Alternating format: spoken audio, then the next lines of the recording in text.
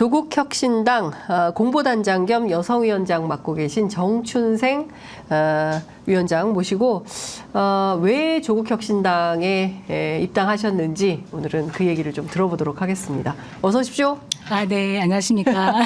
사실 저희는 주로 거리에서 네, 많이 맞습니다. 만나 뵀어요. 네, 저희가 동접 7, 12 뭐 이럴 때 네. 저희 편의점하고 함께 해주셨는데요. 첫 출연이시니까 저 하얀 카메라 보시고 저희가 하도 세상에 사나워서 뜨거운 연대 인사 그리고 네. 평화의 인사 부탁드리고 있습니다. 네, 안녕하십니까.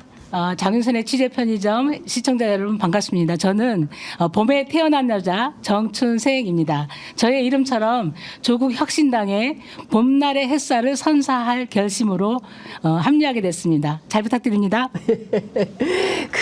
사실은 민주당에서 오랫동안 활동하셨던 당직자셨기 때문에 네. 저도 이제 과거에 이제 많이 보셨죠. 네. 그 국회 출입하고 이럴 때 민주당 출입 기자 시절에 굉장히 많이 뵀었는데 왜 조국혁신당으로 옮겨가셨습니까? 네, 사실 27년간 당직자 활동을 네. 했고요. 일을 했고 정말 찐 당직자라고 할 정도로 민주당하고 정춘생은 뗄래야 뗄 수가 없는 관계. 27년 일하셨어요? 네, 97년도에 대선 때 자원봉사하고 예. 98년도에 당직자 공채로 들어와서 네. 쭉 당직자 생활하다가 네. 문재인 정부 시기에 네. 2021년 그 6월 1일부터는 여성가족 청와대에서 여성가족 비서관으로 네. 일을 했습니다. 그리고 돌아와서는 정무직 당직자로 또 네. 일을 했습니다. 예. 그렇게 보면 내 청춘을 보면 제 청춘 자체가 민주당이고 민주당 없이 저의 설명이 안 모든 되네. 삶이 저의 피땀 눈물이 모두 묻어 있는 게 민주당인데 예. 사실 어떻게 보면 주변에서 놀라울 정도로 예. 어떻게 옮겼을까 하는데 주변에 제가 상의를 하면서 했더니 다들 잘 생각했다. 가서 원래 거기가 너는 더 어울리겠다. 너의 생각을 펼치면서 해라. 예. 이런 얘기를 하고 있고요. 말 그대로 제가 그전에는 강서구청장 제가 작년에 네, 출마했었던 거 알고 맞아요. 계시죠? 예. 그때 사실은 굉장히 제가 힘들었어요. 그 당시에. 왜냐하면 제가 이렇게 당에서 오랫동안 고생을 하고 헌신을 하면 당직자에게도 기회는 있을 수 있다. 네. 그 기회를 보고 내가 도전을 하겠다 했는데 여론조사에서도 잘 나오고 네. 그러니까 제가 청와대 경력이 있었기 때문에 나쁘지 않게 나왔나 봐요. 그 당시 김태우 후보와의 경쟁력 조사 그것도 네. 당에서 공식적으로 한 겁니다. 그 당시도 한 17% 차이로 이기는 걸로 나오고 네. 최종적으로 공천받으신 진기훈 하고도 차이가 거의 없었던 네. 0.1 뭐 이렇게 이런 상황이었다고 합니다. 그건 나중에 들은 건데요. 근데 전략 공천을 당했어요. 저는 배제됐고 네. 경선의 기회는 줄 줄 알았거든요. 그래서 경선 준비를 만땅 하고 있었는데 네. 그 기회도 안 주더라고요. 네. 그래서 하지만 이제 제가 깊은 고민 끝에 그래도 내가 당직자인데 네. 우리 민주당의 승리를 위해서 남아야 된다. 윤석열 정권 심판을 확실하게 하기 위해서 그래 수용을 하고 승리를 위해서 일단 뛰어보자. 네. 그래서 진기훈 후보 캠프에서 수석 대변인 겸 공동 선대위원장으로 뛰었습니다. 네. 그렇게 했는데 이제 선거 지고 끝나고 나니까 그 무력감, 내가 27년 동안 살아왔던 그 삶에 대한 부정, 네. 그런 게 굉장히 좀 있었던 게 사실이더라고요. 그러니까 그 무력감들이 있었고, 그럼 앞으로 이제 뭐 할까, 네. 뭐 고민을 하고 많이 그 사람들 만나면서 이제 상의도 하고 그랬었는데, 그때 딱 조국 혁신당이 나온 거예요. 네. 나타난 거예요. 예. 그때 정말 국민들의 열망을 확실하게 뚫어줬죠. 3년은 너무 길다. 그리고 검찰개 확실하게 하겠다. 윤석열 정권을 조기에 종식시키겠다. 이 아주 간단하고 확실한 선명한 구호가 저의 내리를 꽉 쳤어요. 딱 쳤어요. 그래서 이제 27년 민주당을 떠나서 네네. 조국혁신당으로 네네.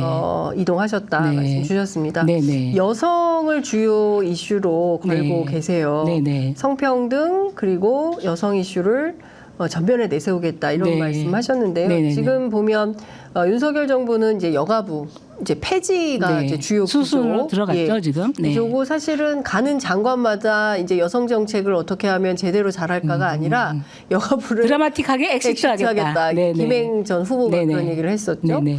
그리고 실제로 여성의 이슈가 뭐 인기 없죠. 네, 네. 그렇게 되고 있습니다. 네, 네. 사실은 이제 저 문재인 정부에서 청와대 네, 네. 여성가족 비서관도 하셨는데 네. 이 여성의 이슈가 이렇게 자꾸 후순위로 밀리거나 네, 네. 폐지되어야 되는 부서로 가는 네, 것에 대해서 네. 좀 어떻게 생각하세요? 너무너무 안타깝죠. 그러니까 현실적으로 여성 차별은 분명히 존재하는 거고요. 성차별은. 그건 남성이 차별할 때가 아니라 구조적으로 그렇게 되어 있습니다. 그러니까 OECD 통계를 봐도 데이터를 봐도 남성이 100을 번다면 여성 한 68, 67 뭐 요 정도고 그리고 급여 차별이 있다는 거죠? 그렇죠. 그러니까 전체 직종이 다르고 그리고 정규직이 적다 보니까 네.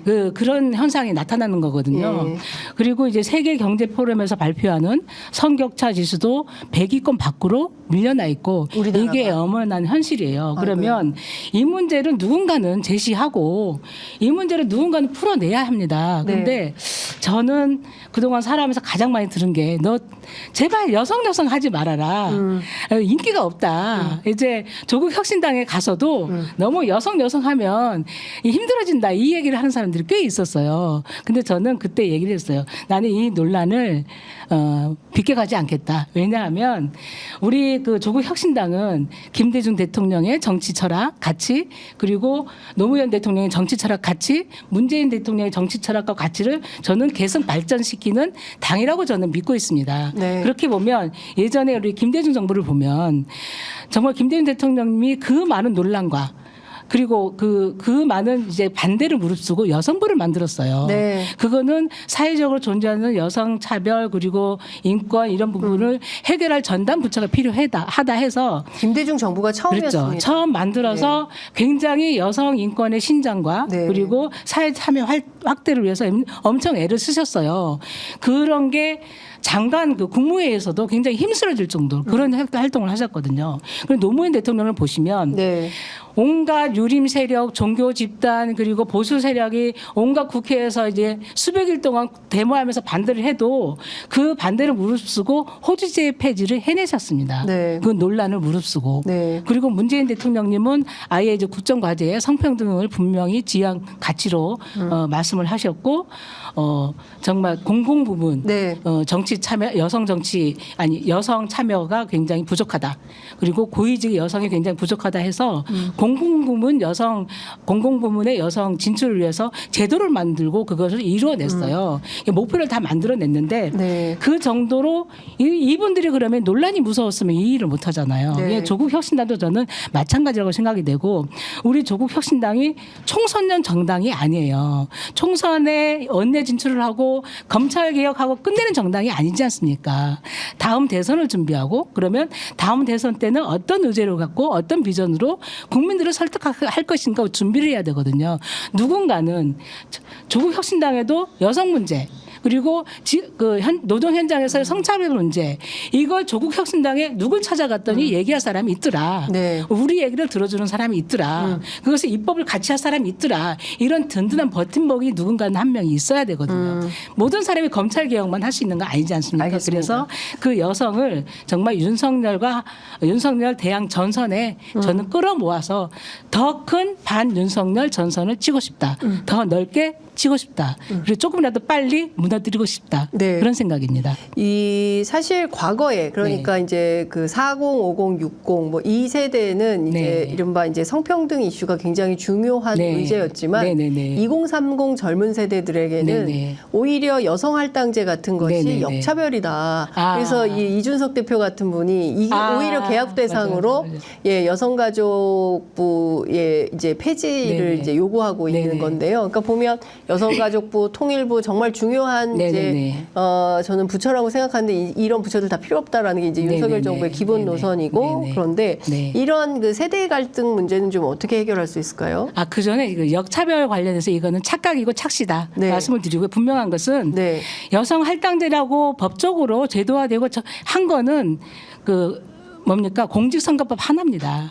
공직선거법. 거기에 네. 이제 지역구에서 여성을 30% 추천하도록 노력한다. 네. 법제화된 거 그거 딱 하나고요. 노력한다요? 예, 노력한다. 법적으로 한다도 아니고 예, 노력한다. 노력 이거 안 하나고. 해도 되는 거네요? 이거 하나고 이제 이준석이 정말 남녀 갈라치기를 위해서 활용했던 건 뭐냐면 여성 할당제라는 것이 그것이 그 여성 할당제라는 그거 하나밖에 없는데 공공 분야 채용 목표자라는 게 있어요. 그러니까 특정한 성이 네. 30% 이상을 못하면 추가로 합격시키는 그런 제도거든요. 네. 공무원 시험도 그렇고 이런 거 있습니다. 근데 그 혜택을 보는 성은 네. 남성입니다.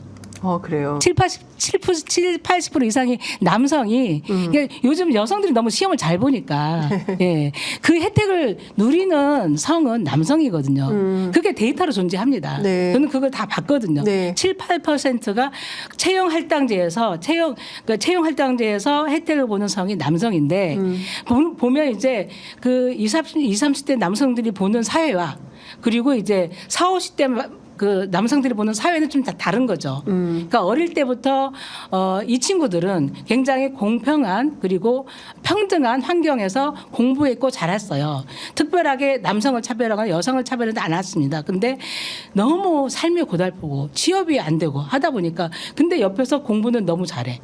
하다 보니까 뭔가 손해 보는 게 있어. 근데 그거를 정부가 이 취업을 어떻게 일자리를 늘어내고 좋은 일자리를 만들어서 지원을 할 것인가 고민하지 않고 서로 상대성을 공격하면서 대립 갈등을 하면서 책임을 회피하는 을들의 그렇죠. 전쟁이네요. 을들의 전쟁을 만드는 거죠. 비정규직하고 싸우듯이. 그래서 그 얘기는 꼭 하고 싶었습니다. 이 네. 여성 할당제라는 건 없고 채용 목표자라는 게 있는데 그 제도의 혜택을 보는 거는 80%가 남성이다.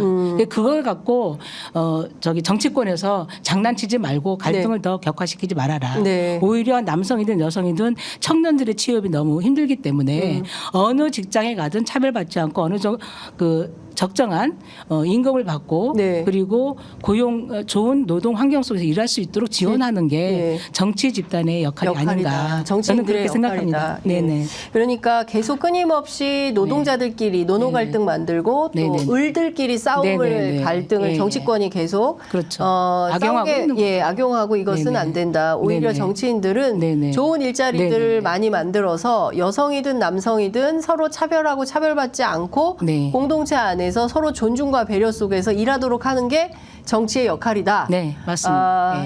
자꾸 싸움을 부추기지 마라. 이런 네네. 말씀 좀 주셨어요. 네네. 전 국민 돌봄 보장제를 추진하겠다고 하셨습니다. 네네네. 어떻게 이게 가능할까요? 가능하도록 만드는 게 국회의원의 역할이 아닐까요? 그리고 주요 정당의 역할이 아닐까요? 네. 처음에 이제 무상보육이 언제부터 실현됐는지 아세요? 장 기자님? 무상보육. 네. 무상보육은 제가 알기로는 언제부터지? 2013년. 2013년. 박근혜 정부 때 정부 시작했어요. 때죠. 맞아요. 근데 그 전에 그때 무상 시리즈가 있었어요. 그냥 무상 시리즈는 우리 민주당에서 만든 거고요. 그 아니요. 당시 정의당에서 처음 제기했습니다. 제가 민주노동당 말씀을 드릴게요. 시절에. 네. 제안을 했지만 네. 그것을 당으로 받아서 수령. 그쵸. 예. 네. 그때 자세히 말씀을 드리면 2010년 네. 정기국회인데 네. 그때 민주당이 산모 일반 정책을 맞아요. 제시합니다. 예. 정책위 차원에서. 예. 저는 그 당시 여성가족 전문의를 하고 있었고 기억을 더듬어 보면 산모 일반이 뭐냐면 무상급식, 예. 무상의료, 무상보육, 예. 반값 등록금. 네. 그래서 산모 일반이거든요. 그때 난리가 났죠. 우리 정책위에서 의총에서 이걸 제시를 하고 이렇게 가겠다 했더니 뭐 내부에서도 돈이 있냐, 너무 비현실적인 거 아니냐, 내부에서도 포퓰리즘이라고 엄청 공격이 심했었거든요. 근데 이제 그 당시 정책위 의장이 약간 뚝심이 있었고 그리고 정치적인 그 마케팅을 할 수 있는 분이셨고 또 그것을 받쳐주신 누구였어요?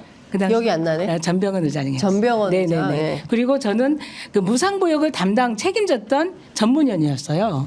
그때 정기국회 내내 논쟁이 있었고 그리고 2011년 초까지도 계속 논쟁이 있다가 최종적으로 당의 당론으로 채택이 됩니다.